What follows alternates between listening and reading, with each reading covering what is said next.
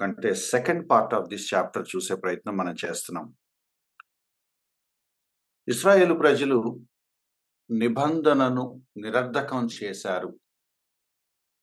దేవుణ్ణి గౌరవించట్లేదు. దేవునికి భయపడట్లేదు. ఇష్టానుసారంగా జీవిస్తున్నారు. ఆరాధన పట్ల వాళ్ళకొక స్పష్టమైన ఆలోచన లేదు. బోధ పట్ల, ధర్మశాస్త్రం పట్ల వాళ్ళకో స్పష్టమైన కమిట్మెంట్ లేదు. రెండో అధ్యాయం మనం చూసాం చాలా క్లియర్‌గా. మొదటి అధ్యాయము, రెండో అధ్యాయము చాలా క్లియర్‌గా చెప్తున్న మాటేంటంటే, యాజకులే భ్రష్టత్వంలోకి వెళ్ళిపోయారు. యాజకులే వర్షిప్‌ని సీరియస్‌గా తీసుకోలేదు. యాజకులే ధర్మశాస్త్రాన్ని సీరియస్‌గా తీసుకోలేదు. లాస్ట్ సెషన్‌లో మనం మాట్లాడుకున్నాం. ధర్మశాస్త్రాన్ని ఎంత జాగ్రత్తగా బోధించాల్సిన బాధ్యత ఉందో ఈ యాజకులకి, వాళ్ళు దాన్ని బోధించకపోగా ప్రజలను వాళ్ళే తప్పుదారి పట్టించారు. నిజమైన బోధకుడు యెహోవా వైపు మళ్ళిస్తాడు. కానీ యాజకులు యెహోవాకి దూరంగా వాళ్ళు వెళ్ళిపోయి, పర్వాలేదు అనే ఒక లాలెస్‌నెస్, విచ్చలవిడితనాన్ని అలవాటు చేసినట్టుగా మనం చూస్తాం. ఈ చాప్టర్ చాలా గంభీరమైంది. 9వ వచనంలో గనక మనం చూస్తే 8, 9 వచనాలు అంటే లాస్ట్ దాని కనెక్షన్‌గా మనం మాట్లాడుకుంటే, మీరు మార్గం తప్పారు. అనేకులను మీరు మార్గం తప్పించారు. అనేకులను అభ్యంతరపరిచారు. తర్వాత లేవీయులతో చేయబడిన నిబంధనను నిరర్ధకం చేసి ఉన్నారు. సో, నిబంధనను నిరర్ధకం చేయటం అంటే ఏంటి అనే దాంట్లో ఒక న్యూ యాంగిల్ మనకు కనపడుతుంది. మాట తప్పటం అనే ఒక్కటే కాదు.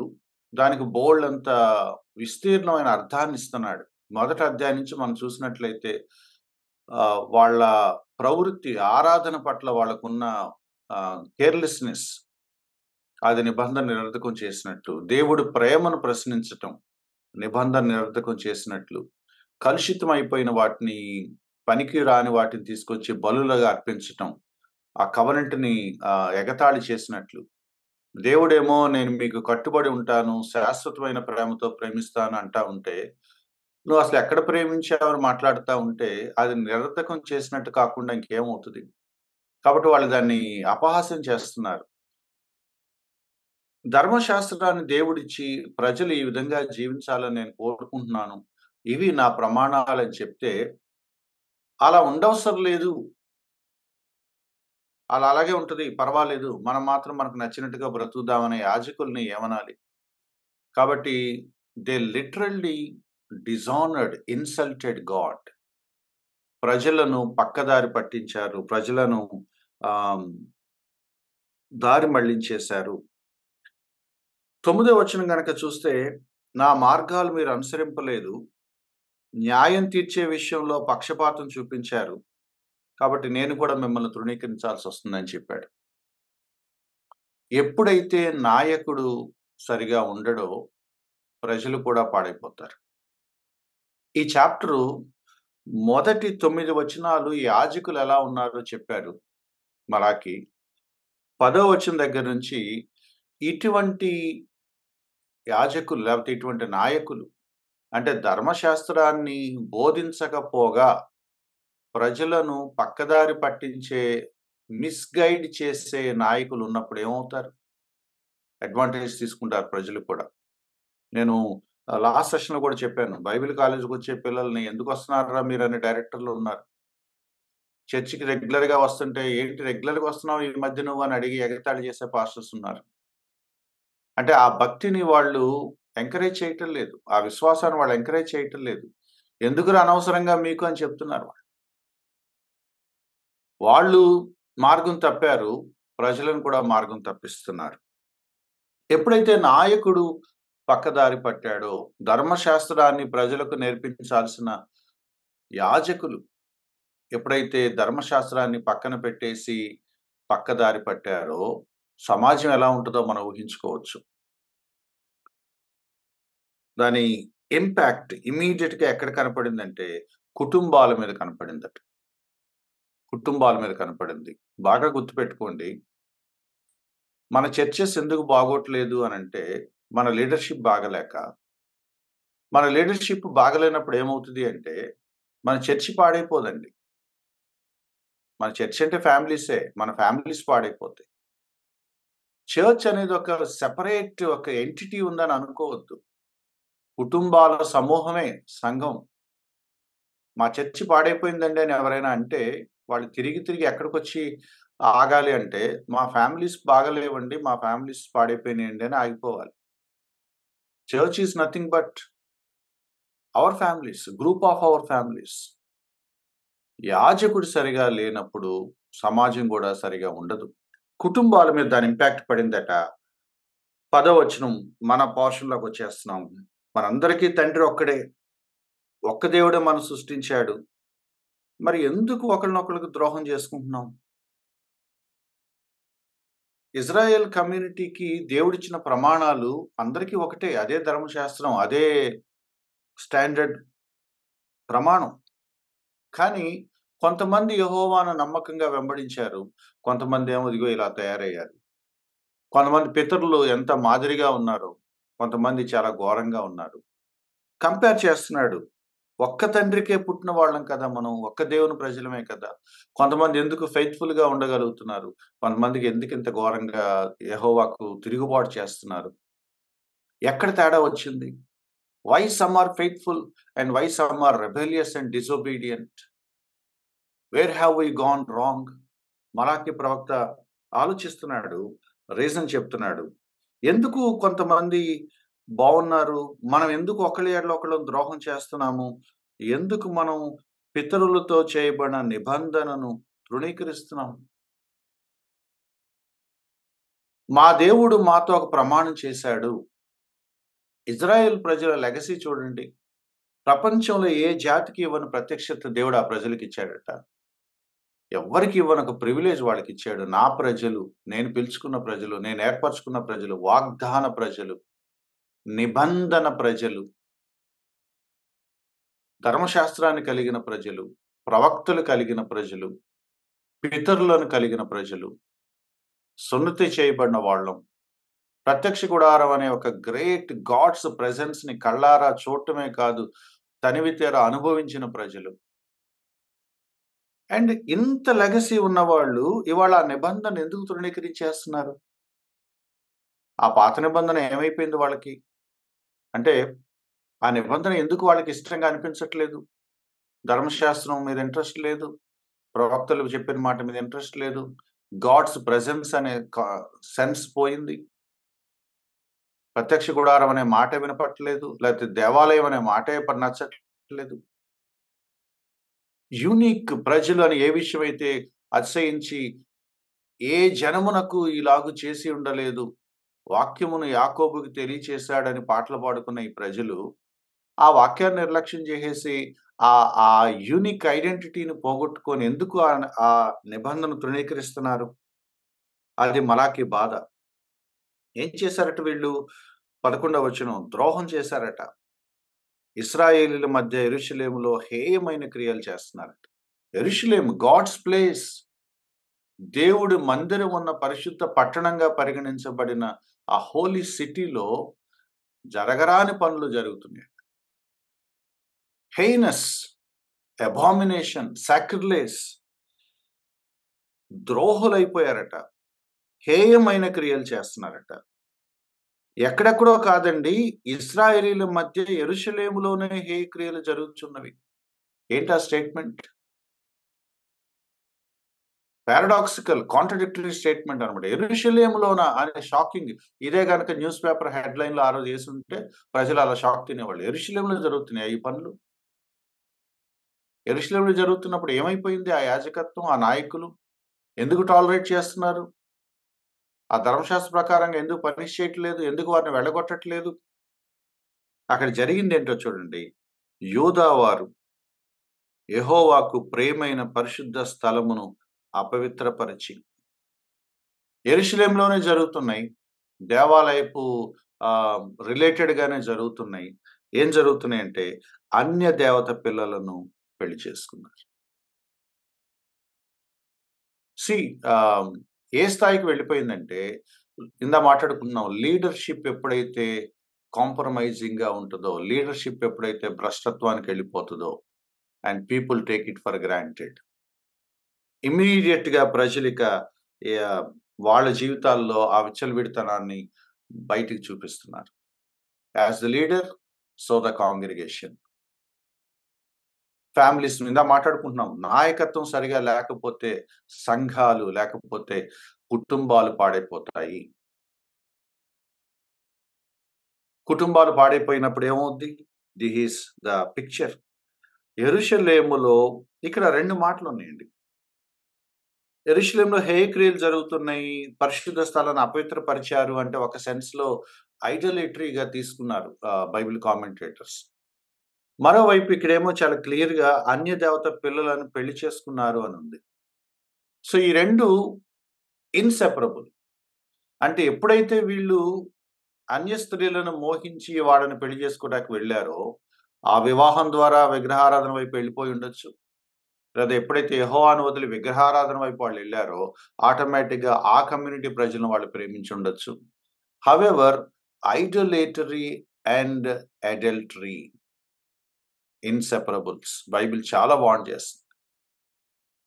అది మీరు ఎలాగైనా తీసుకోండి. సమరయ స్త్రీ దగ్గర మనకు కనపడేది అదే. She is a pagan woman and she has 5 husbands, so called husbands. There are many stories. పాత నిబంధనలో దేవుడు పదే పదే చెప్పాడు. నా ప్రజలు నన్ను వదిలేసి వెళ్ళిపోయారు. వ్యభిచారం చేశారు. Idolatry is spiritual adultery. ఈ 2 పర్యాయ పదాలుగా బైబిల్ వాడింది. విగ్రహారాధన అంటే దేవుడిని వదిలేసి ఎటువైపు మళ్ళినా సరే అది స్పిరిచ్యువల్ అడల్టరీ, ఆత్మీయ వ్యభిచారం. ఎందుకు అనంటే దేవుడికి మనకి ఉన్న రిలేషన్‌ని మ్యారేజ్ ఇమేజ్‌లో బైబిల్ ఎక్స్‌ప్లెయిన్ చేసింది. దేవుడు మనల్ని తన వధువుగా తీసుకునే ఒక పిక్చర్ చూపించాడు.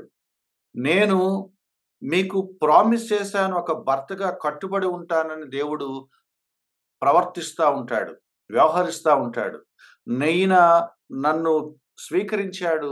నేను ఈయనకు కట్టుబడి ఉండాలి.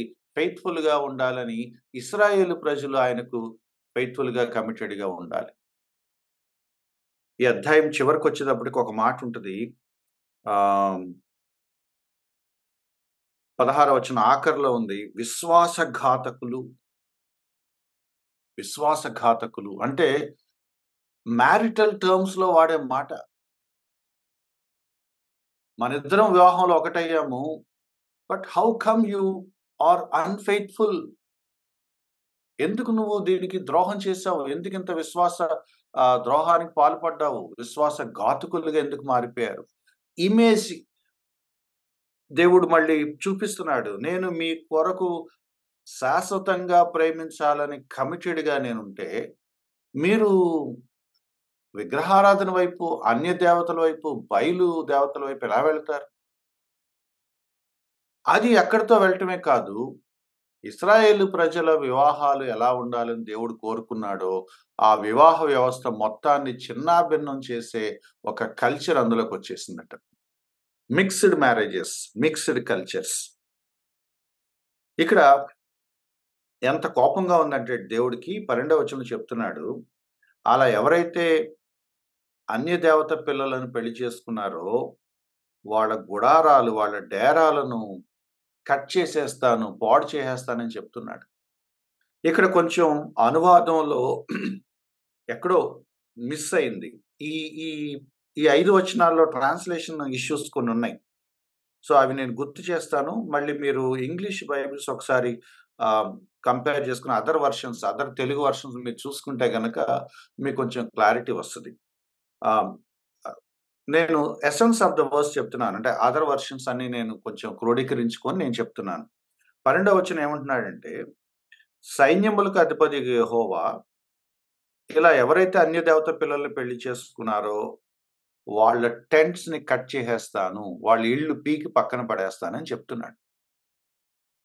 అంటే వీళ్ళు ఆ డేరాల్లో పడుకొని, లేచి పనులు చేసుకొని, కబుర్లాడుకొని హ్యాపీగా బతుకుతున్నారు గదా!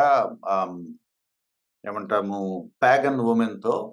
ఆ హ్యాపీనెస్ నేను ఉండనివ్వనని చెప్తున్నాడు. God is so serious about this unbiblical marriage. వివాహం విషయంలో దేవుడు పదే పదే చెప్తున్నాడు. కొత్త నిబంధనలో చెప్పాడు, పాత నిబంధనలో చెప్పాడు.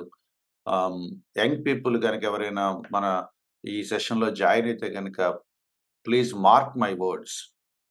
Don't go for unbeliever. Don't go for unbeliever. మీరెవరన్నా అవిశ్వాసులతో ప్రేమలో పడితే దేవుని దగ్గర పశ్చాత్తాపపడి వాళ్ళకి చెప్పేయండి. I am sorry. నేను తొందరపడ్డాను, మిస్టేక్ చేశాను, నీకు హోప్ ఇచ్చాను. But I am sorry I cannot marry you అని చెప్పేసేయండి. He is very, very serious. Very, very serious. ఇప్పుడు అక్కడేదో మాటిచ్చాము అని దీనికి ఒక అపవిత్రమైన పనికి మీరు మాటిచ్చి కట్టుబడి నిలబడాల్సిన పని లేదు. దేవునికి అగైనెస్ట్‌గా ఉన్న దాని కోసం ప్రమాణం చేసి మీరు స్టాండ్ తీసుకోవాల్సిన అవసరం లేదు. Tell them that you no longer go by that word, but be faithful to God. ఎందుకు అనేది కారణాలు కింద వచనాల్లో చూస్తున్నాము. దేవుడు దాన్ని సీరియస్‌గా తీసుకుంటాడు. ఆ గుడారాల్ని దేవుడు ప్రశాంతంగా ఉండనివ్వడు. ఇది హిస్ ఎక్స్‌క్లూజివ్‌లీ ఫర్ ఇజ్రాయెల్ పీపుల్‌కి ఇచ్చిన వార్నింగ్. కానీ వాళ్ళేం చేస్తారట 13వ వచనంలో మళ్ళీ వస్తారట. రెండోసారి అంటే ఇక్కడ అర్థం సెకండ్ టైమ్ అని కాదు. ఇక్కడ అర్థం ఏంటంటే అనదర్ థింగ్. Another thing. మీరు ఏం చేశారు అంటే మనం పాయింట్స్ వైస్‌గా చెప్తామే అలా చెప్తున్నాడు. మీరేం చేశారంటే ఒకటి మీరు ఇశ్రాయేలు నిబంధనను దేవుడు మీతో చేసిన నిబంధన నిరర్థకం చేశారు. యెరూషలేము అనే ఆ పవిత్ర పట్టణాన్ని అపవిత్రం చేసేసి అన్య దేవతల స్త్రీలను పెళ్లి చేసుకున్నారు. రెండోది మీరేం చేశారంటే మీరు ఆ రిపెంటెన్స్‌ని నటిస్తారు. 13వ వచనం. యెహోవా బలిపీఠాన్ని మీరు ఏడుపుతోను, కన్నీళ్లతోను, రోదనంతోను తడుపుతారు. ఈ భార్యలను విడిచిపెట్టరు. అంటే ఈ ఎక్స్‌ట్రా మ్యారిటల్ అఫైర్స్ మానుకోరు. ఆ పాగన్ ప్రాక్టీసెస్ మానుకోరు. ఆ బయలుదేవత ఐడోలేటరీని మానుకోరు. కానీ దేవుని దగ్గరకొచ్చి "నువ్వు మమ్మల్ని ఎందుకు పట్టించుకోవట్లేదు దేవా" అని ఏదో పశ్చాత్తాపడినట్టుగా ఏడ్చి కన్నీళ్లు పెట్టి ఆ పదాలు చూడండి. ఏడుస్తారట, కన్నీళ్లు కారుస్తారట, రోదనంతో తడుపుతారట. All hypocrisy. అది నిజమైన రిపెంటెన్స్ అయితే దేవుడు ఎందుకు యాక్సెప్ట్ చేయడు? వాళ్ళు నిజంగా ఏడిస్తే, వాళ్ళు నిజంగా కన్నీళ్లు కార్చి క్షమించు ప్రభా అంటే, దేవుడు ఎందుకు యాక్సెప్ట్ చేయడు? It is a hypocrisy. పశ్చాత్తాపడుతున్నట్టుగా షో చేయటం. చాలా మంది క్రైస్తవుల్లో ఈ ప్రాబ్లమ్ ఉంది. They never truly repent. Sorry చెప్తే దేవుడు మన కేస్ కొట్టేస్తాడని ఒక గేమ్ ఆడతారు తప్ప, అసలు దానికి సంబంధించిన చీమ కుట్టినంత పశ్చాత్తాపం కూడా వాళ్ళకుండదు. It's a game and God knows the hearts. హృదయాలు తెలిసిన దేవుడు. పశ్చాత్తాపమా కాదా దేవుడికి తెలుసు. అందుకే ఏమన్నాడంటే, ఐ డోంట్ యాక్సెప్ట్ దిస్. ఆయన మీ నైవేద్యాన్ని అంగీకరింపడు. తనకు అనుకూలము కాని అర్పణలు మీ చేత తీసుకొనడు. And he never accepts your offerings. వద్దంటున్నాడు. మొదటి అధ్యాయం నుంచి అదే చెప్తున్నాడు. నాకు అవసరం లేదు. మీ హృదయంలో ఆ పరివర్తన రాకుండా, మీ హృదయంలో రియలైజేషన్ రాకుండా బయటికిచ్చే అర్పణలు pagan practice. Pagan practice, gentile practice. అన్యులు కూడా హృదయంతో సంబంధం లేకుండా దేవుడికి బోవళ్ళన్ని సమర్పించుకుంటారు. ఇజ్రాయెల్ ప్రజలు అదే ట్రై చేస్తున్నారు యెహోవా దగ్గర. బట్ యెహోవా ఏమంటున్నాడంటే, I am not like those idols. వాటికి మీరేం చేస్తున్నారో ఆ బొమ్మలకి తెలీదు. But I know your heart. నా దగ్గర మీరు నటించడం ఉపయోగం లేదు.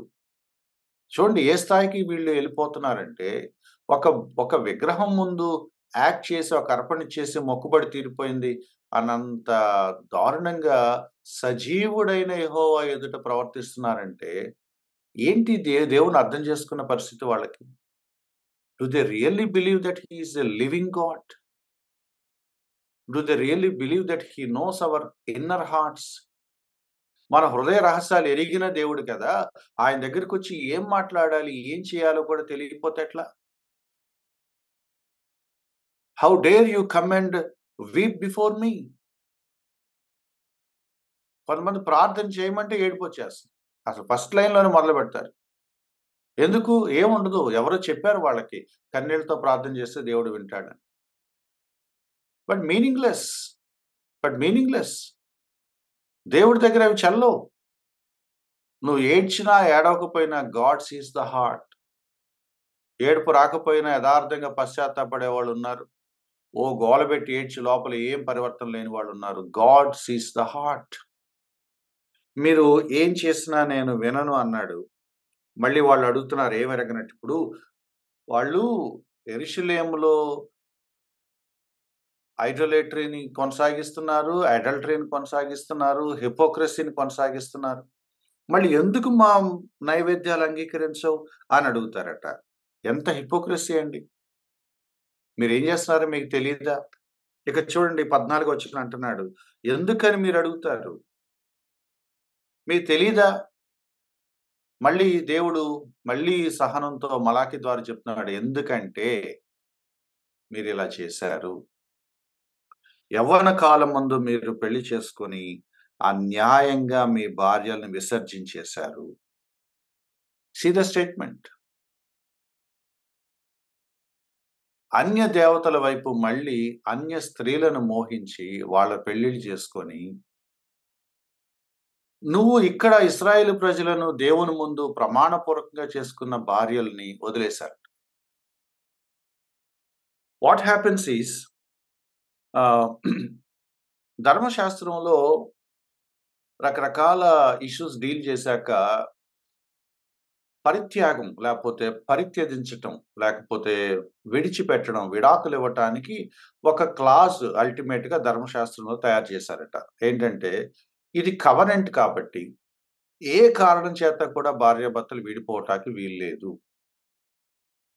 ప్రొవైడెడ్ ఎవరైనా విశ్వాసఘాతుకులైతే, భర్తను వదిలి భార్యో, భార్యను వదిలి భర్తో వ్యభిచారానికి పాల్పడి, ఆ వివాహాన్ని వాళ్ళు ఇన్సల్ట్ చేసినట్లయితే గనక, ఆ రిలేషన్‌ని అలా చేసిన వ్యక్తిని మళ్ళీ వీళ్ళు చేరదీయటానికి వాళ్ళ మనసు ఒప్పదు కాబట్టి, అంత ద్రోహం చేసిన వ్యక్తుల్ని, ఓకే. ఈ ప్రొవిజన్ పెడదాము.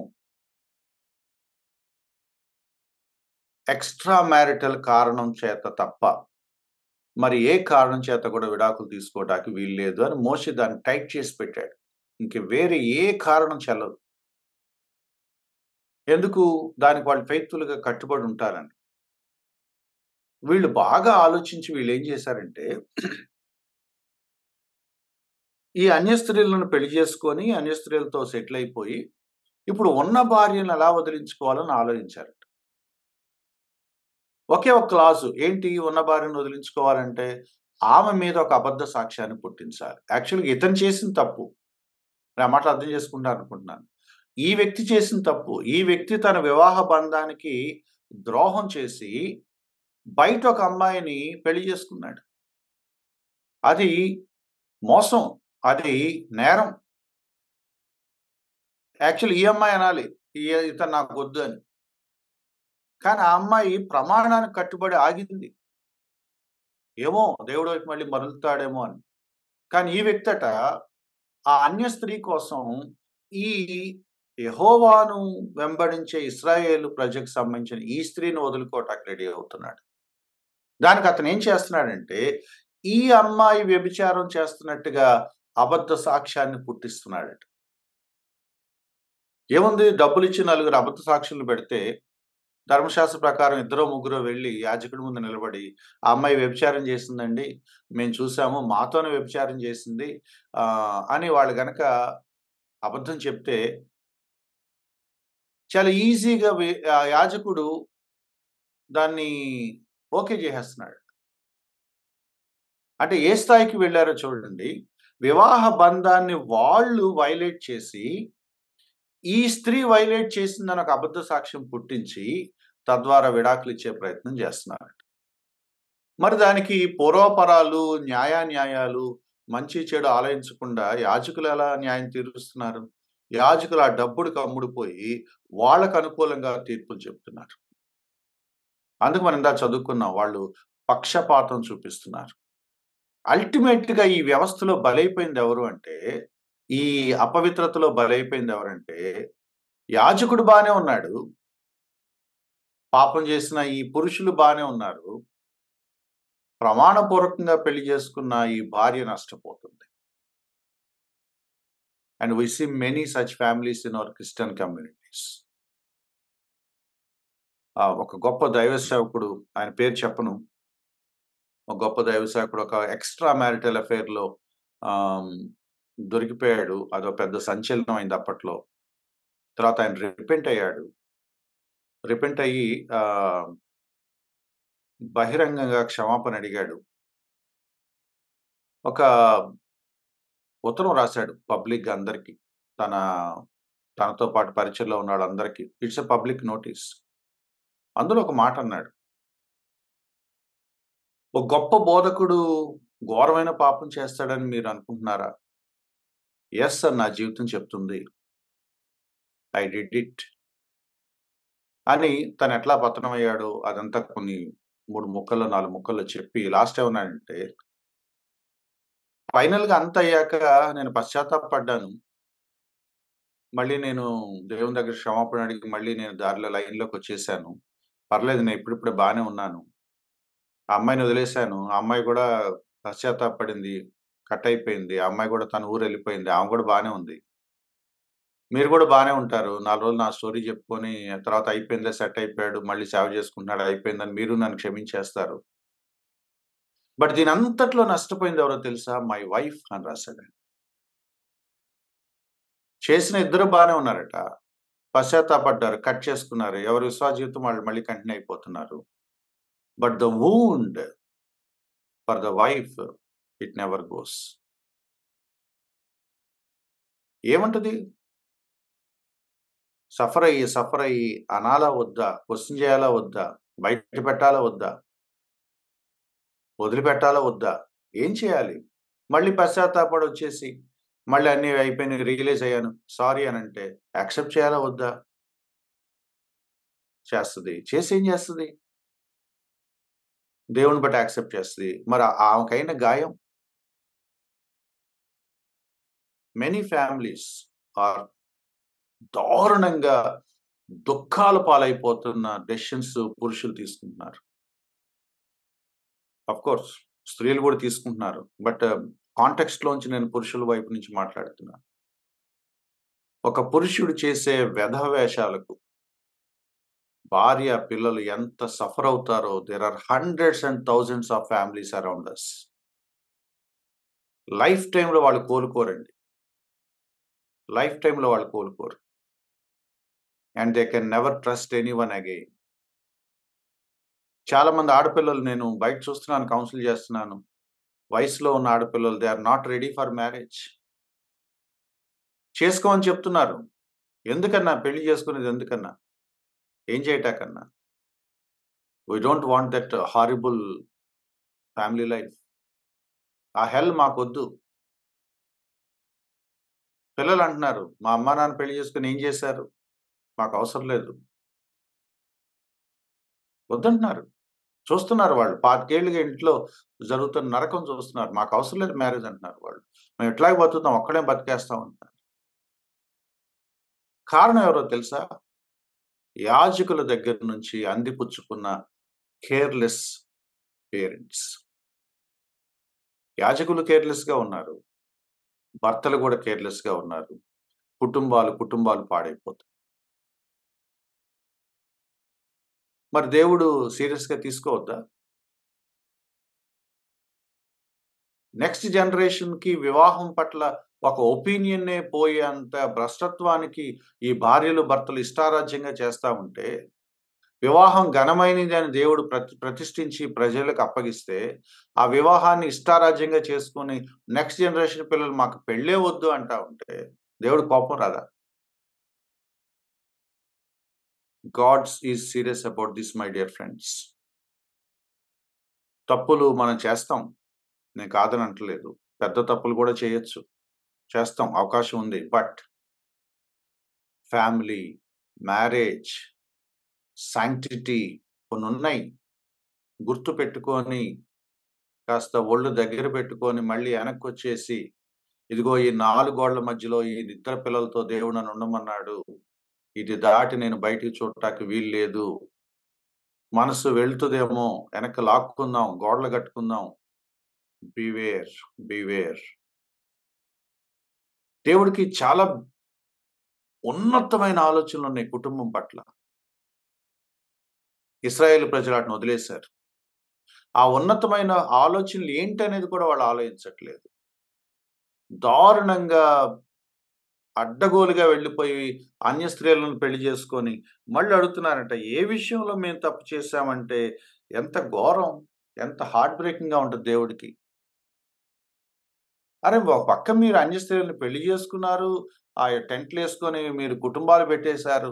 మళ్ళీ ఏం చేశామంటా ఉంటే ఎంత నటనది. దేవుడు తన ప్రణాళికేంటో చెప్తున్నాడు.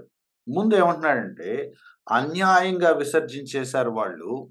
2 మాటలున్నాయి. ఒకటి, మీరు వివాహం చేసినప్పుడు యెహోవా ఎదుట మీరు ప్రమాణం చేసి వివాహం చేశారు. And God is the witness. ఇప్పుడు మీరు అన్యాయంగా భార్యను వదిలేసి, అపవిత్రమైన బయలు ప్రాక్టీసెస్ వెళ్ళిపోయి, అక్కడ స్త్రీలను పెళ్లి చేసుకున్నప్పుడు కూడా గుర్తుపెట్టుకోండి, గాడ్ ఈస్ ద విట్నెస్. నేను ఈ మాట చెప్పాలి. It is my responsibility. విసర్జించిన నీ భార్య పక్షమున యెహోవా సాక్షి ఆయను. నేను డిస్టర్బ్డ్ ఫ్యామిలీస్ గురించి మాట్లాడుతున్నాను. బ్రోకెన్ ఫ్యామిలీస్ గురించి మాట్లాడుతున్నాను. స్ట్రగులింగ్ ఫ్యామిలీస్ గురించి మాట్లాడుతున్నాను. అది ఎవరికి ఎలా వర్తిస్తుందో నాకు తెలీదు. But let me make the statement. ఏ కుటుంబంలో ఎవరి వల్ల కుటుంబం సఫర్ అవుతుందో, ఆ సఫర్ అయ్యే వాళ్ళ పక్షాన దేవుడున్నాడు. ఏం చేస్తాడో మనకు తెలీదు. గట్టిగా కొడతాడో, ఎటువంటి యాక్షన్ తీసుకుంటాడో, ఎంత సీరియస్‌గా తీసుకుంటాడో ఐ డోంట్ నో. బట్ ఈ మాట పదే పదే చదువుకోండి. అన్యాయంగా విసర్జించిన భార్య పక్షమున యెహోవా సాక్షి ఆయన. చూస్తా ఊరుకోడు గదా! He will do something. నేను కొన్ని ఫ్యామిలీస్‌కెళ్ళినప్పుడు చెప్పాను. నేను మిమ్మల్ని కౌన్సిల్ చేయలేను. బట్ రిమెంబర్, మీరు నాకు అన్నీ నిజం చెప్పరు. మీరు మంచోళ్ళుగా చెప్పుకునే వరకు హాఫ్ స్టోరీయే చెప్పొచ్చు. But God sees the heart. God knows your deep secrets.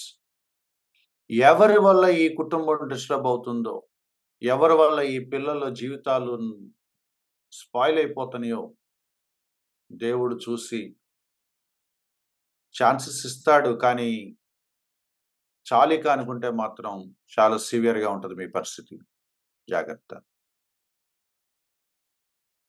God doesn't tolerate some things అండి. మనకి పెళ్లి కార్డుల మీద వివాహం అన్ని విషయాలు ఘనమైనదని ఏసుకోవటం మనకు అలవాటు. దాని కింద వచ్చిన ఎవడేయడు. అది ఆ స్టేట్మెంట్ ఒకటే ఏస్తారు. దాని కింద వచ్చిన ఏముంటుందో చూస్తారా? ఎవరైనా చూడండి ఒకసారి. వివాహం అన్ని విషయాల్లో ఘనమైనది. పానుపు నిష్కల్మషంగా ఉండాలి. నిష్కళంకంగా ఉండాలి. ఎవరైతే ఆ శాంక్టిటీని పాడు చేస్తారో, వాళ్ళ విషయంలో దేవుడు యాక్షన్ తీసుకుంటున్నాడు. ఆ వచనం మీరు చదువుకోండి. వేశ్యా సంఘులు, వ్యభిచారాలకు దేవుడు తీర్పు తీరుస్తాడు. దేవుడిచ్చిన ఒక హోలీ మ్యాట్రిమోనీ అనే ఒక బాండ్ నుంచి పక్కకెళ్ళిపోయి, ఇంకొక ప్రపంచాన్ని తయారు చేసుకునే వాళ్ళ ప్రపంచాన్ని దేవుడు కూల్చేస్తాడు. ఆ డేరాలు పీకి పక్కన పడేస్తాడు. It doesn't go longer. ఇట్లాంటి వచనాల ఆధారంగానే నేను కొన్ని ఫ్యామిలీస్‌ని కౌన్సిల్ చేసేటప్పుడు చెప్తాను. అమ్మా, you pray for that. You pray for that. వాడు ఏ అమ్మాయితో సంబంధం పెట్టుకున్నాడో, ఆ అమ్మాయిని తీసేయమని అడుగు అని నేను చెప్తా ఉంటాను. తీసేయటంటే ప్రాణం తీసేయవలసిన అవసరం లేదు. కట్ చేసేయి బ్రో, వాళ్ళిద్దరూ అసలు ఈ దరిదాపుల్లో కలుసుకోవటానికి వీలు లేకుండా చెయ్యి. అడగకూడదా? అడగొచ్చు. Because it is our right. God given right for sanctity of marriage. కొన్ని సంవత్సరాలు భరిస్తారు. కొన్ని సంవత్సరాలు భరిస్తారు. And God one day will do the justice. నేను కొన్ని ఫ్యామిలీస్ చెప్పాను. కొంతమంది ఆడపిల్లలు చెప్పాను. You keep constantly praying for this. దేవా, వాళ్ళని కట్ చేసేయి. తీసేయి వాళ్ళని.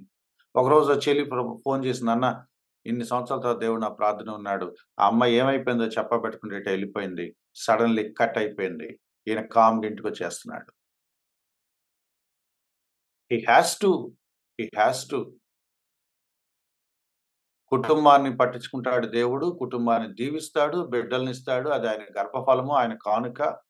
బట్ కుటుంబ వ్యవస్థను చిన్నాభిన్నం చేసే బోధకుల్ని, కుటుంబంతో ఇష్టారాజ్యంగా ఆడుకునే భార్యల్ని, భర్తల్ని దేవుడు చూస్తా ఊరుకోడండి. It's a warning. It's a warning. వీళ్ళు ఎక్కడి దాకా తెగించారంటే, ఆమెకు అన్యాయం చేస్తున్నానని అనకపోగా, దేవుడు మమ్మల్ని పట్టించుకోవట్లేదని అడుగుతున్నారంట వాళ్ళు. అది ఘోరం. అందుకని చెప్తున్నాడు, నేను ఆమె పక్షానున్నాను. ఆమె నీకు తోటిదై నీవు చేసిన నిబంధనకు పాత్రురాలు. నువ్వెంత బాధ్యతుందో ఆమెకు కూడా అంతే బాధ్యతుంది. కాబట్టి నేను దాన్ని సీరియస్‌గా తీసుకుంటాను.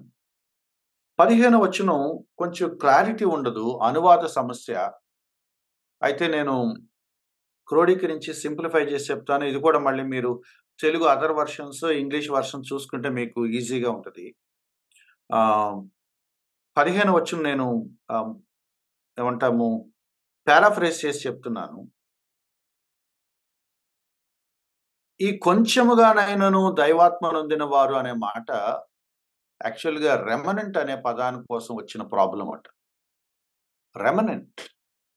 రెమనెంట్ అనే కాన్సెప్ట్ మీరు వినే ఉంటారు. ప్రతి తరములోనూ దేవుడు తన కొరకు నమ్మకంగా ఉండే కొంతమంది ప్రజల్ని ఉంచుకుంటాడాయన. ఎందుకు ఇశ్రాయేలు ప్రజలనే చేసుకోవాలి అంటే ఫర్ రెమనెంట్. ఎందుకు ఒక విశ్వాసి ఇంకో విశ్వాసినే చేసుకోవాలి అంటే ఫర్ రెమనెంట్. ఏంటి రెమనెంట్ అంటే వీళ్ళకి పుట్టే పిల్లలే నెక్స్ట్ జనరేషన్‌లో యెహోవాను వెంబడించే ప్రజలుగా ఉంటారు ఈ భూమి మీద. They are the remnant. అల్పమైన ప్రజలు సమస్త దేశాలు అన్నీ కూడా పాగన్ కల్చర్‌లో కొట్టుకుపోతున్న రోజుల్లో ఒక 12 గోత్రాల వాళ్ళు, అందులో కొన్ని వేల మంది, అందులో కొన్ని వేల మంది, పట్టుమని కొన్ని లక్షలు కూడా ఉండని ఒక చిన్న గ్రూప్ ఆఫ్ పీపుల్‌ని అబ్రాహాం దగ్గర నుంచి కొంచెం కొంచెం పెంచి పెంచి పోషిస్తా నడిపిస్తా వస్తా ఉంటే, ఇప్పటికి తెలుసు కదా మనకి వరల్డ్ మ్యాప్‌లో ఎక్కడుంటది ఇజ్రాయెల్ మ్యాప్? ఎంతుంటది? ఓ చిన్న డాట్ లాగా కనపడతా ఉంటది. ఆ స్మాల్ గ్రూప్‌ని దేవుడు పదిలంగా కాపాడుకుంటా వచ్చి, మీరు జాగ్రత్తగా ఉండండి. రేపో మాపో మీకు పిల్లలు పుడితే వాళ్ళని జాగ్రత్తగా పెంచుకోండి. వాళ్ళు మళ్ళీ వాళ్ళ పిల్లల్ని పెంచుకోండి. ఇది లెగసీ కంటిన్యూ అవ్వాలని దేవుడు చెప్తా ఉంటే, వీళ్ళెళ్లి అన్య స్త్రీలను వివాహం చేసుకొని, మిక్స్డ్ మ్యారేజెస్ చేసుకొని, మిక్స్డ్ చిల్డ్రన్ వచ్చేస్తే and where will be the remnant? ఇక యెహోవాను వెంబడించే తరం ముందు ముందు ఎక్కడుంటది? ధర్మశాస్త్రాన్ని కోసం జీవించే తరం ఎక్కడుంటది? సజీవుడైన దేవుడిని ఆరాధించాలి, ఆయన ప్రమాణాల ప్రకారం నిలబడాలి అని చెప్పుకునే ప్రజలు ఎక్కడుంటారు? ఉన్నవాడు, అనువాడని మన దేవుడు ప్రత్యక్షపరుచుకున్నాడు. అబ్రహాము దేవుడు, యాకోబు దేవుడు, లేతే ఇస్సాకు దేవుడని ఆ పాత నిబంధన హిస్టరీని మాట్లాడుకునే ప్రజలు ఎక్కడికొస్తారు? ఎక్కడుంటారు? స్లేవరీ నుంచి, ఐగుప్తు నుంచి మమ్మల్ని విడిపించాడు. మాతో తన సన్నిధిని పంపించాడు. మేఘస్తంభంగాను, అగ్నిజ్వాలగాను నడిచాడు. మాతో పాటు కాన్స్టెంట్‌గా ట్రావెల్ చేసిన దేవుడు ఒకాయన ఉన్నాడు. ఆ హిస్టరీ ఏమైపోద్ది? And one day nobody will talk about this living creator God. And one day all the Israel people may be talking about their idols. Their idols. ఎందుకు నామినల్ మ్యారేజ్ చేసుకోవద్దంటున్నాం? ఎందుకు బిలీవర్‌ని చేసుకోమంటున్నాం? This is the reason my dear friends. ఈ సెషన్‌లో పాల్గొన్న తల్లిదండ్రులకు నా మనవి. మీకు నేను దండం పెట్టి బ్రతిమలాడుతున్నాను. మీ పిల్లలకి మంచి ఉద్యోగాలున్నాయనో, అందంగా ఉన్నారనో, ఆస్తులున్నాయనో, హోదా ఉందనో ఎవరికో చూసి చేసేయమాకండి. దయచేసి బతిమలాడుతున్నాను చేసేయమాకండి. ఎందుకంటే వాళ్ళకి మీరు మంచి కంఫర్టబుల్ లైఫ్ ఇచ్చి, అంతటితో వాళ్ళ విశ్వాసాన్ని వీళ్ళు హరించేస్తున్నారు మీరు. ఒక క్రిస్టియన్ ఫ్యామిలీ వాళ్ళ అమ్మాయి ఎంబీబీఎస్ చదువుతా ఉంది. మధ్యలో ఎవరో ఒక ఒక అదర్ రిలిజియన్ వ్యక్తిని ప్రేమించింది. మా మాట కాదని ప్రేమించావా అని ఇంట్లోంచి వెళ్ళిపోమన్నారు తల్లిదండ్రులు. మా అమ్మ, నాన్న వెళ్ళిపోమన్నప్పుడు ఏం చేస్తది? ఈళ్ళు అతన్నే పెళ్లి చేసుకుంది. ఆ అమ్మాయి ఎళ్లి చెప్పిందంట, "నేను చేసుకుంటానండి" అని. ఆ అబ్బాయి వాళ్ళ పేరెంట్స్ అన్నారంట, "అమ్మ మా అబ్బాయి మమ్మల్ని ప్రేమించాడు. మీ క్యాస్ట్ వేరు, మా క్యాస్ట్ వేరు. మీ రిలిజియన్ వేరు, మా రిలిజియన్ వేరు. బట్ మావోడు మాట మీద నిలబడతాడు. చేసుకుంటాడు. నీకేం ద్రోహం చేయడు. కానీ మీ పేరెంట్స్ వదిలేసారు గదా! కాబట్టి మేమేమంటున్నామంటే, "నువ్వొచ్చేసేయి మా దగ్గరికి. మేమే చూసుకుంటాం. You need not worry." But, but no prayers, no Bible. ఎందుకంటే మా ట్రెడిషనల్ ఫ్యామిలీ. ఇప్పుడు ఈ అమ్మాయి she has to choose. Prayer కోసం, బైబిల్ కోసం విశ్వాసి ఈ అమ్మాయి. ప్రేయర్ కోసం, బైబిల్ కోసం ప్రేమించిన వాడిని వదిలేసుకుందామా? ఇంట్లో వాళ్ళు గెంటేస్తా ఉన్నారు. ఇంట్లోకెళ్తే చూస్తారా? చూడరా? I don't know. ఏమో ఇతను లేకుండా నాకు కష్టం అనుకుంది. ఎళ్ళిపోయింది. చేసేసుకుంది. మాటిచ్చేసింది. ఆ! One day she called me and she wept and wept and wept. అన్న నాకిప్పుడు బొట్టు పెట్టుకుంటున్నాను. పూజలు చేస్తున్నాను. I am doing the things which I never think of. కొంతకాలం తర్వాత కొన్ని నెలల తర్వాత I had an opportunity of meeting their family parents. నేను ఆగలేకపోయాను. తట్టుకోలేకపోయాను నేను. మేము వద్దన్నామండి. మేము కాంప్రమైజ్ అవ్వలేదండి. మేము దేవుని బిడ్డలు అలా చేయటం ఏంటని మేము వద్దన్నామంటే, నేను వాళ్ళ మీద పడ్డాను. గయ్యిమని పడ్డాను. ఏం చేశారు మీరు? మీరు నెట్టేసారు ఆ అమ్మాయిని ఆ నరకంలోకి మీరు. మీరు స్టాండ్ తీసుకోలేదు. మీరు నెట్టేసారు. రావద్దని అంటానికి మీరెవరండి? ఇంటికి రావద్దంటానికి మీరెవరు? అమ్మా ఇది కాదమ్మా, కూర్చో అని మాట్లాడి, ఆ అమ్మాయిని కన్విన్స్ చేసి, ఇది మన విశ్వాస ప్రమాణం కాదని మీరు రాబట్టుకోలేరా మీ కూతుర్ని? అంటే మన మాట వింటే మనకు కోపం గాని, దేవుడి మాట వినకపోతే పర్వాలేదా?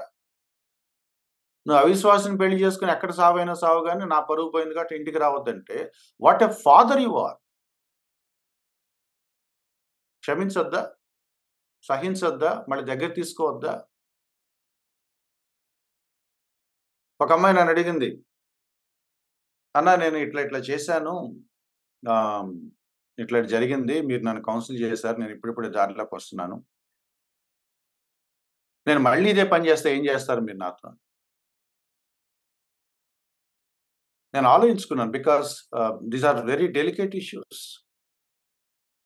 అంటే నేను కౌన్సిల్ చేశాను గాబట్టి, మళ్ళీ తన మీద నాకు అధికారం ఉన్నట్టుగా మళ్ళీ ఈ పని చేస్తే కాళ్ళు ఇరగ్గొట్టేస్తాను అని అనాలని వద్దా నేను ఆలోచించుకున్నాను.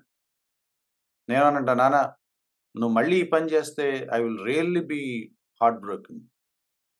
It will really break my heart.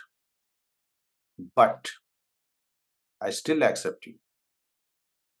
I still accept you. అప్పుడు అమ్మాయి ఏమందో తెలుసా మై డియర్ ఫ్రెండ్స్? అన్న ఈ మాట మా పేరెంట్స్ అంటే నేను మొదటిసారి కూడా చేసేదాన్ని కాదన్నా. పర్లేదమ్మా అయిందేది అయింది. ఈ ఈ ఈ టీనేజ్‌లో ఉన్నారు. యంగ్ ఏజ్‌కొస్తారు. There will be some things. But this is not good. ఇక్కడి నుంచి మాను అని who will explain them? Who will explain them? కొంచెముగా దైవాత్మనుంది రెమనెంట్ మిగిల్చుకోవాలన్న సెన్స్ చర్చికి ఏమైపోయింది? మన తర్వాత ఎవరుంటారు మన ఇంట్లో విశ్వాసాన్ని ముందుకు తీసుకెళ్ళేవాళ్ళని ఎవరు ఆలోచిస్తున్నారు? మనం ప్రార్థన చేయొద్దా? ప్రభా నేను నా తర్వాత నా ఇంట్లో మళ్ళీ కుటుంబ ప్రార్థనలు జరుగుతాయా? నా పిల్లలు రేపు ఎవరెవరినో పెళ్లి చేసుకున్నాక ఆ ఇంట్లో బైబిల్ చదువుకుంటారా? ప్రార్థనలు చేస్తారా? మొన్న కూడా ఒక మీటింగ్‌కి వెళ్ళి నేనన్నాను. మనకిట్లా గ్యాదర్ అయ్యాము. మన పిల్లలు గ్యాదర్ అవుతారా? We have a great privilege of having fellowship. ఇప్పుడు కూడా చెప్తున్నాను my dear friends. Show Christ Ministries పేరు మీద ఇట్లా మనం గ్యాదర్ అయ్యి మలాకి బుక్ స్టడీ చేస్తున్నాం. రేపు ఇలాగే కొన్ని సంవత్సరాల తర్వాత మన పిల్లలు ఒక ఫెలోషిప్ పేరు మీద కూర్చొని ఎక్కడో చోట ఏదో ఒక యూనియన్‌లో కూర్చొని బైబిల్ స్టడీస్ చేసుకుంటారా? Will they have that privilege? Sometimes future ఆలోచిస్తా ఉంటే వణుకు పుడుతుంది. What would be the future of my children? What would be the future of our kids? మనం చక్కగా చర్చ్‌కెళ్తున్నాం. ఈ చర్చ్ బాలేతే ఇంకో చర్చ్‌కెళ్తున్నాం. అక్కడ నచ్చకపోతే ఇంకో చోటకెళ్తున్నాం. Because we have that foundation. We have that biblical knowledge. పర్వాలేదు. సస్టైన్ అవ్వగలిగిన ఒక జ్ఞానం దేవుడు మనకిచ్చాడు. బట్ మన పిల్లలు,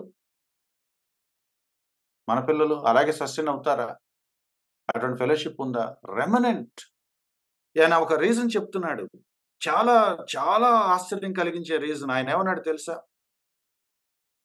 దేవుని చేత సంతతి నొందవలనని ఆయన అలా చేశాడట. ఎందుకు దేవుడు ఇశ్రాయేలు ప్రజలనే పెళ్లి చేసుకోవాలని రూల్ పెట్టాడంటే, మీకు పుట్టే పిల్లలు దైవికమైన సంతానం బాబు అంటాడట. ఇప్పుడు మీరు ఆలోచించండి. అన్‌బిలీవర్ ఇంకో అన్‌బిలీవర్ పెళ్లి చేసుకున్నారు. వాళ్ళు పుట్టే పిల్లల్ని ఏమనాలి? బిలీవర్ ఇంకో బిలీవర్ పెళ్లి చేసుకున్నారు. వాళ్ళు పుట్టే పిల్లల్ని ఏమనాలి? ఆఫ్‌కోర్స్ వాళ్ళు రక్షించబడాలి. వాళ్ళు మారుమనసు పొందాలి. వాళ్ళకి యేసుక్రీస్తు అనే రక్షకుడి దగ్గర రావాలి. బట్ వాళ్ళు ఎక్కడ పుట్టారంటే, పుట్టటమే వాక్యానికి అందుబాటులో ఉన్న ఒక ఇంట్లో పుట్టారు.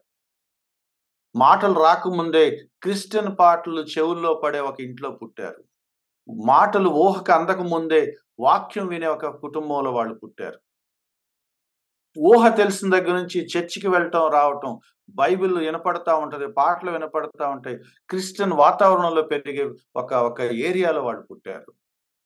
Don't you think they are really blessed? ఎంత ప్రివిలేజ్ అండి క్రిస్టియన్ ఫ్యామిలీలో పుట్టటం. రక్షించబడకపోతే అది వేరే విషయం. అది అంతకంటే ట్రాజడీ ఏమి లేదు. అందుకే చాలా సార్లు చెప్తున్నాను. క్రిస్టియన్ ఫ్యామిలీలో పుట్టి రక్షించబడకపోతే అంతకంటే ట్రాజడీ ఏమి లేదు. ఎందుకంటే every day they have Bible in their house. They have family prayer in those house. Every Sunday they go to church from their house. Christian parents ఉన్న ఇళ్లల్లో పుస్తకాలు, లైబ్రరీలు పెట్టుకొని, క్యాసెట్లు, సీడీలు పెట్టుకొని, టీవీలు, ప్రోగ్రామ్‌లు పెట్టుకొని చూసి, ఇంకా ఆళ్ళు రక్షించబడలేదంటే ఏమనాలండి? బట్ దేవుని ప్లాన్ చూడండి. దేవుని హార్ట్ చూడండి. ఇద్దరు విశ్వాసులు పెళ్లి చేసుకుంటే, ఆ వచ్చే పిల్లలు దైవికమైన సంతానం అంట. ఒక ఇంగ్లీష్ అనువాదంలో గాడ్‌లీ ఆఫ్‌స్ప్రింగ్. ఆ పిల్లలు స్పెషల్ అండి. వాళ్ళు విశ్వాసులు అని నేను అంటలేదు. వాళ్ళు రక్షణ పొందాల్సిన అవసరం లేదని అంటలేదు. Yet they are privileged. They are very, very close to gospel. చాలా ఈజీగా సువార్తను అంగీకరించగలిగే పరిస్థితులు దేవుడు వాళ్ళకిచ్చాడు. చిన్న వయసు నుంచి సండే స్కూల్‌కెళ్ళిపోయి, ఆ ట్రూత్ ఏంటో తెలుసుకోగలిగే గొప్ప ప్రివిలేజ్ వాళ్ళకిచ్చాడు. ఈ నీ ఎక్స్‌ట్రా మ్యారిటల్ వ్యవహారాలతో నీ పిల్లలకి నువ్వేం చేస్తున్నావో తెలుసా? వాళ్ళ ఇటర్నిటీని పాడు చేస్తున్నావు. వాళ్ళ ఇటర్నిటీని పాడు చేస్తున్నావు. ఇజ్రాయెల్ లెగసీ ఒక్కసారిగా తలకిందులైపోతుంది. ఆయన బాధపడుతున్నాడు. నేనెందుకు చెప్పాను?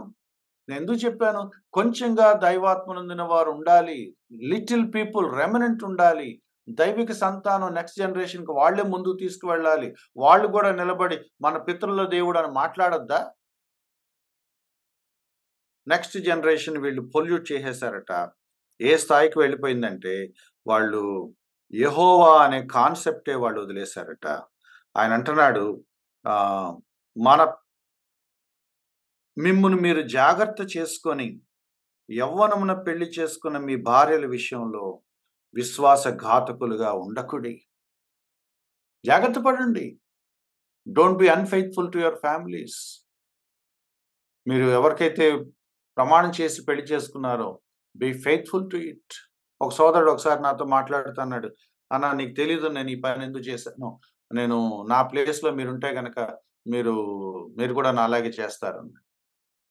నేనన్నాను, ఐ అగ్రీ. నీ కండిషన్ అర్థం చేసుకోగలను. మేబీ నీ కండిషన్‌లో ఏంటో నేను కూడా అలా చేస్తానేమో. I agree with that. But we have no permission. We have no permission.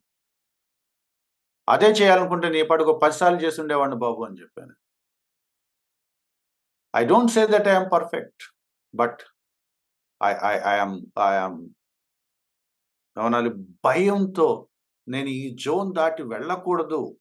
అప్పుడప్పుడు నేను వెళ్ళాలని అనిపించినా గూడా, నేను మళ్ళీ ఆ ఫెన్సింగ్ టైట్ చేసుకొని లోపలికొచ్చి కూర్చొని, this is where God wants to me because I made a covenant అనుకోవాలి. అనుకోవాలి. పదే పదే గుర్తు చేసుకోవాలి. ఎవరు చెప్పారో గాని భలే ఈ పదం కుటుంబాన్ని కట్టుకోండి. Build your family. ఒక్కొక్క బ్రిక్ పేర్చుకోండి. ఒక్కొక్క గోడ కట్టుకోండి. ఒక్కొక్క రూఫ్ ఏసుకోండి. గేట్ కట్టుకోండి. మధ్య మధ్యలో కొన్ని కొన్ని లూజ్ అవుతాయి. కొన్ని కొన్ని కూలిపోతాయి, పడిపోతాయి. మళ్ళీ రిపేర్ చేసుకోండి. బట్ దాటి బయటికెళ్ళొద్దు. అది దాటి బయటికెళ్ళదు. అది దాటి బయటికెళ్లారా యూ ఆర్ లాస్ట్. 16వ వచనం అంటున్నాడు, అసహ్యమైన క్రియ. భార్యను పరిత్యజించడం నాకు అసహ్యమైన క్రియ. ఇక్కడ ఏమంటున్నాడంటే, నాకు ఇది చాలా అసహ్యం. I hate it. డివోర్స్ అనే మాట నాకు నచ్చదు. I hate it. దేవుడు చెప్తున్నాడు. ఇక్కడ ఒక ఎగ్జాంపుల్ వాడాడు. నేను కొంచెం ముందుకు వెళ్తున్నాను. ఆ విడాకులు ఇవ్వటం అనేది ఒక మెటాఫర్ వాడాడు. దాన్నేమన్నాడంటే cloth of violence. Cloth of violence. ఇక్కడ 2 అర్థాలున్నాయి. వస్త్రము, బలాత్కారం అనే 2 పదాలు గుర్తుపెట్టుకోండి. ఇక్కడ 2 అర్థాలున్నాయి. ఒకటి, ఒక వ్యక్తి వస్త్రాన్ని ధరించినట్లుగా బలాత్కారాన్ని ధరిస్తాడట. అంటే అర్థం ఏంటంటే, హి ఈస్ సో వైల్డ్. తన కుటుంబ విషయంలో ఎంత కేర్‌లెస్‌గా ఉంటాడో చెప్తున్నాడు. వయలెన్స్ అంటే మీద పడి కొట్టడం గురించి మాట్లాడట్లేదు. ఇక్కడ వయలెన్స్ అంటే ఏంటంటే విడాకులు ఇవ్వటమే వైలెన్స్. నీ కుటుంబం పట్ల నువ్వు ఎంత వైలెంట్‌గా ఉన్నావంటే దాన్ని వదిలేస్తానంటున్నావు. అది నీకు ఈజీ అయిపోయింది. చాలా సింపుల్‌గా తెంపేసుకుంటున్నావు. అమ్మానాన్నలు చెప్పి పంపిస్తున్నారు. నాన్న వెళ్ళు నాన్న. వాళ్ళేమైనా తేడా చేస్తే వచ్చేసేయి, తర్వాత మనం చూసుకుందాం అని చెప్తున్నారు. కుటుంబం ఎలా రన్ చేసుకోవాలో పేరెంట్స్ పిల్లలకు నేర్పించట్లేదు 25 ఏళ్లలో, 30 ఏళ్లలో. ఎలా డివోర్స్ తీసుకోవాలో ప్లాన్‌లు గీసుకొని పంపిస్తున్నారు. ఇవాళ పేరెంట్స్ ఎవరైనా చూడండి, హౌ టు గెట్ డివోర్స్ అంటే వాళ్ళకున్న పరిజ్ఞానం, how to build up your family అంటే లేదు వాళ్ళకి. నేర్చుకోవట్లేదు. లీగల్ నాలెడ్జ్ పెంచుకున్నారు. స్క్రిప్చురల్ నాలెడ్జ్ వాళ్ళ దగ్గర లేదు. దేవుడు అంటున్నాడు, I hate it. I hate it. I hate it. ఒక ఫ్యామిలీని కౌన్సిల్ చేస్తున్నప్పుడు ఒక సోదరు అంది, విశ్వాసం చేసుకొని ఎవడు హ్యాపీగా ఉన్నాడండి అంది. ఎవరు హ్యాపీగా ఉన్నారండి? I can show you hundreds of stories. నేనన్నాను, యెస్, లేరు. లేరు. బయట వాళ్ళే మనకంటే చాలా అన్యోన్యంగా చిలక గోరింకలాగా ఉన్నారు. I agree with that. విశ్వాసులు అంత హ్యాపీగా ఏం లేరు. బట్ హ్యాపీగా ఉంటాక మనం చేసుకోలేదండి. దేవుడి మాటను బట్టి, దేవుడు పెట్టిన ప్రమాణానికి లోబడి చేసుకున్నాము. నేను ఆ అమ్మాయితో చెప్పాను, even if I am not happy, I go by this rule. Believer, another believer. చిలకా గోరింకల్లాగా ఉండటం కోసం అవిశ్వాసం చేసుకోవాల్సిన అవసరం లేదు. దేవుడు తన అనంత జ్ఞానంతో ప్రిన్సిపల్ పెట్టాడు. ఒక నిబంధన విధించాడు.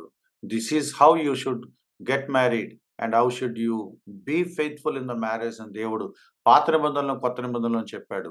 I must be faithful to my marriage. You must be faithful to your marriage. ఒకటే కొలమానం. నా వల్ల నా ఫ్యామిలీకి నష్టం జరుగుతుందా? I'm accountable. I'm accountable. నేను ఆ సోదరితో అన్నాను, నాన్న చిలకా గోరింకలాగా ఉండటం విషయం అయితే నేనేం మాట్లాడలేను గాని, చిలకా గోరింకలాగా ఉంటాక నన్ను పిలవలేదు దేవుడు. God wanted me to be pure and faithful. Pure and faithful. చిలకా గోరింకలాగా ఉండే రిలేషన్ ముందు ముందు వస్తది. ఎక్కడికి పోదది. It's a blessing. దానికోసం నేను చేసుకోలేదు. I married a believer because the Bible says so. Not that I am going to be happy. Not that I am going. నేను చిలకా గోరింకలా ఉండటానికి పెళ్లి చేసుకోలేదు మై డియర్ ఫ్రెండ్స్. అది బ్లెస్సింగ్. దేవుడు ఇస్తే సంతోషం. ఆ హార్మోని, ఆ సమాధానం ఇస్తాడు. కానీ వాక్యం చెప్పిన ప్రమాణం ప్రకారం చేసుకోవాలి. I know a sister who waited for her 45 years for a believer. నేను అవిశ్వాసం చేసుకోను. No, I should be faithful to the word of God. At the age of 40 plus, she married a believer. And he is such a rogue. And at the age of 40 plus, she married and she was never happy in her family life.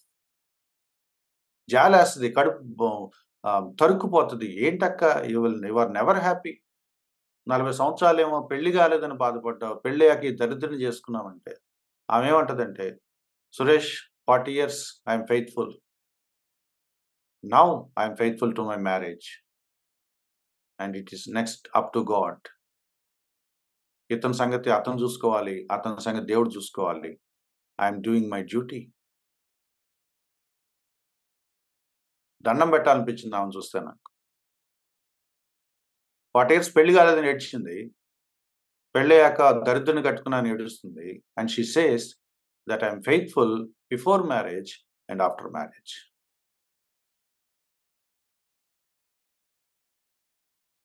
హ్యాపీగా ఉండటం కావాలా? ఫెయిత్ఫుల్‌గా ఉండటం కావాలా?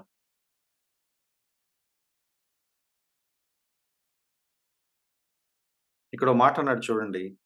ఎంత కష్టంగా ఉందంటే, ఈ పాత నిబంధన కల్చర్‌లో ఎహెచ్‌కేల్‌లో కూడా మనకు కనపడుతది ఒక ఇమేజ్. దిగంబరిగా సరైన వస్త్రాలు లేక, గతి లేక, దిక్కుమాలినలాగా రోడ్డు మీద పడిపోయిన ఒక స్త్రీని దేవుడట తన వస్త్రాన్ని కప్పి, ఆ మానాన్ని గౌరవపరిచి, దగ్గర తీసుకొని, క్లెన్స్ చేసి, సాంక్టిఫై చేసి, బాగు చేసి, ఆమెని మంచిగా ఆరోగ్యంగా తయారు చేసి, స్వస్థపరిచి ఏమన్నాడంటే, "now I take you. Now I take you." ఎఫెసీ పత్రికలో కూడా మనకు ఆ ఇమేజ్ కనపడుతది. ఏ డాగు, ముడత, ఏ కళంకం లేకుండా తన వాక్యంతో ఉదక స్నానం చేయించి, తన రక్తంలో కడిగి పవిత్రపరిచి, దాని కొరకు తనను తాను అప్పగించుకొని, ఆ ప్యూరిఫై చేసిన ఆ వధువుని తీసుకొచ్చి ఆయన ఏమంటాడంటే, "now I take you as my bride" అని అంటాడు. ఆ దిగంబరిగా రక్తసిక్తం అయిపోయి, మురికిగా పడిపోయిన అమ్మాయి మీద ఆ వస్త్రాన్ని కప్పి నిలబెట్టి, "now this is my women" అని చెప్పి ఆ ప్రాసెస్ ఉందే, అదట వస్త్రం కప్పే ప్రాసెస్. ఆమెని అవమానపరచకుండా, ఆమెకొక ప్రొటెక్షన్ ఇచ్చి, ఇక నుంచి ఈమె బాధ్యత నేను తీసుకుంటాను అని చెప్పటానికి, ఆ దిగంబరిగా ఉన్న ఆ స్త్రీ మీద వస్త్రం కప్పుతామే, దానిని గ్రేస్ అని అంటున్నాము. లేతే మ్యారేజ్ అని అంటున్నాము. ఇప్పుడట ఈ ఇశ్రాయేల్ భర్తలట ఆ వస్త్రాన్ని లాక్కొని ఎళ్ళిపోతున్నారట. That is what Malachi meant when he used the word violence. ఆమెని ప్రొవైడ్ చేసి, ఆమెను ప్రొటెక్ట్ చేసి, ఆమెని సస్టైన్ చేసి పోషించాల్సిన బాధ్యతను భర్త అవన్నీ లాక్కొని ఎళ్ళిపోతున్నాడట. అంటే I don't care for you, I don't provide you anything and I don't know even bother about you. పెళ్లి చేసినప్పుడు ఏమని ప్రమాణం చేస్తున్నావు? మంచైనా, చెడైనా నేను అంతం వరకు కష్టమైనా, లేమైనా, కీడైనా నేనే ఉంటాను నీ పక్కనని చేస్తున్నాము. చిన్న తేడా వస్తే వదిలేసి ఎళ్ళిపోతున్నాము. ఎళ్ళిపోతే ఆ పైన కప్పిన వస్త్రం లాక్కొని ఎళ్ళిపోతున్నాం. No shelter, no protection, no promise, no faithfulness. దేవుడు దాన్నేమంటున్నాడంటే వయలెన్స్ అంటున్నాడు. నువ్వు బలాత్కారం చేస్తున్నావు నీ కుటుంబాన్ని. వియర్డ్‌గా బిహేవ్ చేస్తున్నావు. క్రూరంగా ప్రవర్తిస్తున్నావు. కొన్ని అనువాదాల్లో తెలుగులో క్రూరం అనే పదం వాడారు. బాధ్యతగా పట్టించుకోవాల్సి, సంరక్షించి పోషించాల్సిన బాధ్యతున్న నీ ఇంటి విషయంలో నువ్వు క్రూరంగా ప్రవర్తించి, తెగతెంపులు చేసుకొని వెళ్ళిపోతా ఉంటే, do you think I support you? దేవుడు అన్నాడు, ఐ హేట్ ఇట్ అని అన్నాడు. వీళ్ళంటారట, మళ్ళీ దాన్ని వాళ్ళేమంటారంటే, మేము ఏం చేశామని నీకంత కోపం అంటారట వాళ్ళు. 17వ వచనం. యెహోవాను ఆయాస పెడతారట. వాళ్ళంటారట, దేని చేత ఆయన ఆయాస పెడుతున్నాం? మరి ఇప్పుడు దాకా చెప్పిన స్టోరీ ఏంటి? ఇంత దారుణంగా మీరు దిగజారి ప్రవర్తిస్తున్నారు. భార్యలు బాధపడుతున్నారు. పిల్లలు బాధపడుతున్నారు. ఒక జనరేషన్ మీరు కళంకపరిచేశారు. రెమనెంట్ అనేది లేకుండా చేస్తున్నారు. ఇజ్రాయెల్ కమ్యూనిటీ, జూడా కమ్యూనిటీ నాశనం అయిపోయేలా చేస్తున్నారు. నో మోర్ ఇజ్రాయెల్ అనే వాతావరణం మీరు తీసుకొచ్చి, మేమేం చేశామంటున్నారేంటి? పైగా వాళ్ళంటారట, దుర్మార్గులు యెహోవాకు దృష్టికి మంచివారు. వారియందు ఆయన సంతోషపడు. వాళ్ళు ఒకలాంటి థియాలజీ మాట్లాడతారట. మన ప్రాంతాల్లో మన వైపు కూడా మనం ఇప్పుడు గూడా ఉంది. మన ప్రస్తుతం గూడా ఉంది. ఏంటంటే దేవుడు మనల్ని ఏమనడు. దేవుడు మనల్ని ఏమనడు. దేవుడు మనల్ని ఏమనడు. దేవుడు ప్రేమ కలిగిన వాడు. దేవుడు క్షమిస్తాడు. నాకు తెలిసిన ఓ సోదరుడు అన్నాడు, "దేవుడు అల్ప సంతోషండి" అన్నాడు. ఎంత ఎంత దారుణమో చూడండి. ఎంత బరి తెగిస్తే ఆ మాట అంటారు. దేవుడు అల్ప సంతోషట. నువ్వు ఏమన్నా చెయ్యి, ఎళ్లి సారీ చెప్తే దెబ్బ కరిగిపోతాడు. అంత వీకా దేవుడు? అంటే ఆ దేవుడికో న్యాయం, ఆ దేవుడికో కోపం, రోషం, ఆ దేవుడికొక మనస్తత్వం, ఆ దేవుడికో మాట ఏముండదా? నువ్వేమన్నా చెయ్యి, ఎళ్లి సారీ అంటే ఆయన కరిగిపోతాడట. అంటే కరిగిపోవటం ఒక్కటే ఉందా ఆయనలో? కోపంతో రగిలిపోవటం లేదా? ఎందుకు చేశావురా అని అడగడా? ఇది నీకు న్యాయమేనా అని కూడా దేవుడు ఆలోచించడా? ఎన్ని సార్లు ఇట్లా చేస్తావని కూడా అడగడా? We are creating our own gods. మనకి ఎటువంటి దేవుడు కావాలంటే, నేను ఏం చేసినా ఏం అనకూడదు. నేను అప్పుడప్పుడు ఎళ్లి సారీ చెప్తే ఆయన ఓకే అనాలి. నేను అడిగిన దానికంటే బోలెడన్ని ఆశీర్వాదాలివ్వాలి. వ్యంగ్యంగా అంటున్నారంట. న్యాయం తీరుస్తాడా? ఏం న్యాయం తీరుస్తాడు? ఆయన న్యాయం తీర్చడు. He never punishes people. How can a loving God punishes people? అది వాళ్ళ థియాలజీ. ఆయన ప్రేమ కలిగిన వాడు. మనల్ని ఏర్పరచుకున్నాడు. మనల్ని ఏం చేయడు. మనం లేపోతే ఆయనకెవరు ప్రజలు లేరిక. కాబట్టి మనల్నేమనడు. కొంతమంది ఇశ్రాయేల్ ప్రజలు they took it for granted. దేవుడు మన వాగ్దానం చేశాడండి. మనల్నేమనడు. మనల్ని బట్టి కాదు గానీ, మన పితరులకు చేసిన వాగ్దానం బట్టి మనల్నేమనడు. కాబట్టి మనకేం కష్టం లేదు. మనం ఎన్ని చేసినా మనల్నేమనడు. బట్ చరిత్ర చెప్తుంది మై డియర్ ఫ్రెండ్స్. అది కొంచెం సేపే, కొంతకాలమే. And we know what happened after Malachi. Punish చేసాడు. వదిలేసాడు. వద్దనుకున్నాడు. So there is a limit. There is a border for everything. Don't take lenience of God's justice. దేవుడి న్యాయంతో ఆటలాడొద్దు. దేవుడు సహిస్తున్నాడు. దేవుడు ఏం అనట్లేదు. దేవుడు ఎలాగైనా ఎవడి కోసం క్షమిస్తాడని అనుకోవద్దు my dear friends. He is sovereign God. కొంతమందిని క్షమిస్తాడు. కొంతమందిని వెంటనే శిక్షిస్తాడు. కొంతమందికి ఛాన్స్ ఇస్తాడు. కొంతమందికి ఛాన్స్ కూడా ఇవ్వడు. I know some stories when God interfered immediately in their family lives. And I know some stories when God tolerated them for years. His justice, His ways, we don't understand. But రెండు మాటలు చెప్పి close చేస్తున్నాను. God is so serious about family lives. లైవ్‌లో పాల్గొన్న వాళ్ళకి నా request, మీరు నన్నేమన్నా అనుకోండి. ఎక్కడన్నా అపశృతి పలుకుతుందా? కొంచెం జాగ్రత్త పడండి. కొంచెం జాగ్రత్త పడండి. లేదంటే God is going to take action. God is so serious about this. నీ కుటుంబం పట్ల దేవుడికి ఒక ప్లాన్ ఉంది. నీ కుటుంబం ద్వారా ఒక రెమనెంట్ ముందుకు వెళ్ళాలని దేవుడికి ఒక డిజైర్ ఉంది. నీ పిల్లల్ని నువ్వు విశ్వాసంలో పెంచకపోతే దేవుడు కోపం వస్తది. ఇన్ని కోట్ల మంది ప్రజల్లో నువ్వెందుకు రక్షించబడ్డావు? ఇన్ని కోట్ల మంది ప్రజల్లో పెళ్లిళ్ళు అవ్వక ఏడుస్తున్న విశ్వాసులున్నారు. నీకెందుకు విశ్వాసైన పార్ట్నర్ దొరికాడు? మీ ఇద్దరు కూర్చొని పిల్లలకి సువార్త చెప్పలేకపోతే ఎందుకు మీరు పెళ్లి చేసుకున్నట్టు? ఓ చోటకెళ్తే ఓ పాస్టర్ గారు చెప్తున్నారు, "బ్రదర్ దేవుడు మా పెళ్లి చేశాడు బ్రదర్" అని. దేవుడెందుకు మీ పెళ్లి చేస్తాడని? దేవుడే చేశాడు బ్రదర్. అసలు చాలా మిరాక్లస్ జరిగింది. ఆమెను చేసుకోమని దేవుడు నాకు చెప్పాడు. నన్ను చేసుకోమని దేవుడు ఆమెకి చెప్పాడు. ఒక 1 ఇయర్ పాటు చాలా సూపర్ న్యాచురల్‌గా దేవుడు రివీల్ చేసి మా పెళ్లి చేశాడు. యాక్చువల్లీ వాళ్ళిద్దరూ ప్రేమించి పెళ్లి చేసుకున్నారు. దానికో పెద్ద రెవల్యూషన్ అనే మాట చెప్పి స్టోరీ కహాని అల్లుతున్నాడు. నాకు ఆల్రెడీ వాళ్ళేం చేశారో ఆళ్ళ పేరెంట్స్ చెప్పారు. ఈళ్ళ పేరెంట్స్ చెప్పారు. నేను విన్నాను.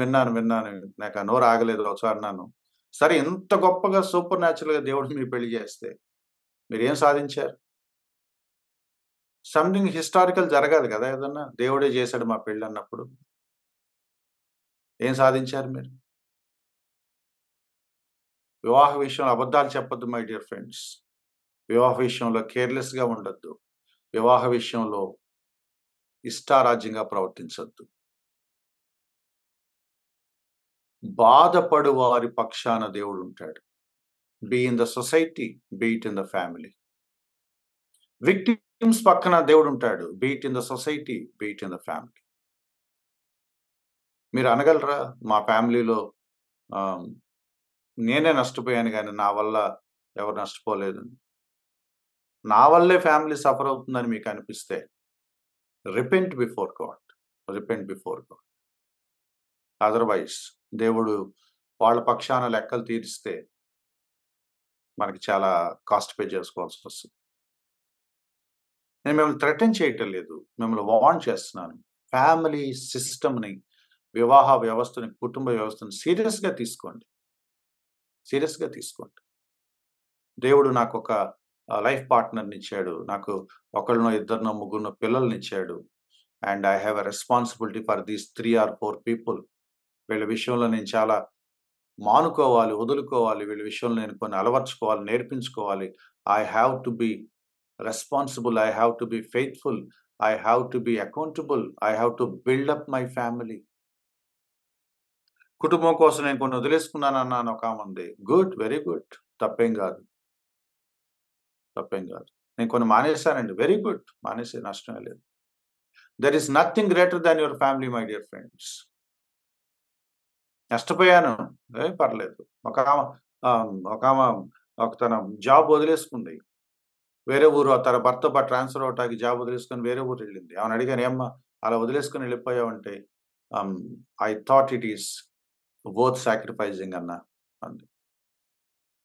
Because to be with her husband, to be with her children, ఎక్కడో ఉద్యోగం చేసుకుంటా ఉండే కన్నా, అది లేకపోయినా పర్వాలేదు. భర్తకు దగ్గరగా, పిల్లల దగ్గరగా ఉండటం. I thought it is worth. So, I left it. నేను కొన్ని ఫ్యామిలీస్‌ని కౌన్సిల్ చేశాను. భార్య ఒక చోట, భర్త ఒక చోట ఉద్యోగం చేస్తా ఉంటారు. నేనన్నాను, "ఒక ఉద్యోగం వదిలేసుకొని ఒక చోట ఎందుకు ఉండకూడదు మీరు? అన్న ఇల్లు గడవదు. పర్లేదు దేవుడు పోషిస్తాడు. What is important? మళ్ళీ అడుగుతున్నాను my dear friends. What is important? Job or living together? Job or marriage? Marriage. Me priority లిస్ట్‌లో అన్నిటికంటే పైన మ్యారేజ్‌ని మీరు పెట్టుకోవటం మీకు రాకపోతే, God is not happy. God is not happy. Thank you. God bless you.